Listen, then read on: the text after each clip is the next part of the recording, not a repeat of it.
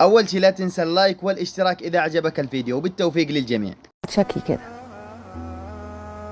بص، رحت عملت عملية في بيروت، وكنت عاملة العملية دي قبل كده مع واحد علامة والله يرحمه دلوقتي،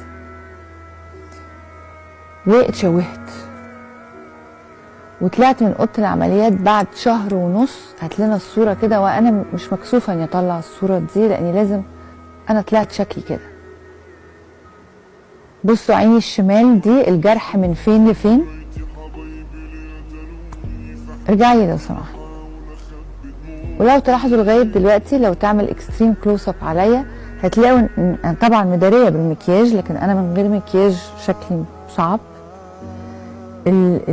العين الشمال دي مسحوبه لفوق جدا جدا، اكتر من اليمين. بس طبعا انا مداريه، انا عندي خط هنا اهو وعندي خط هنا اهو، كل دول متداريين بفاونديشن. يعني انا عايشه بخطين هنا كده، وعيني دي زي ما انتم شايفين متشعلقه فوق، بكل ده متشعلق فوق كده. وانا مورينا صورتي قبل كده.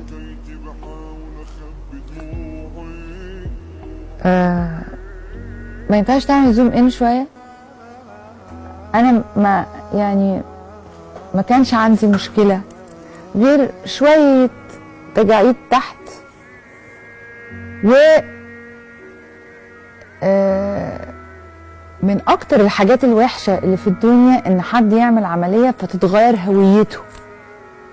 يعني انا دلوقتي بس شكلي ده برضو شكل كداب شويه. يعني انا نفسي في التقرير اللي كان بيتذاع دلوقتي مثلا، اللي هو ما فيهوش اي بقى ولا اضاءات ولا حاجات ولا كده، لو تعرف تجيب لنا سكرين شوت من التقرير. السكرين شوت لا ده كده شكلي حلو، لا ده عشان احنا عاملين حاجه. لا هات لي حته من التقرير اللي كان بيتذاع بتاع ايمي، عشان انا ما يعني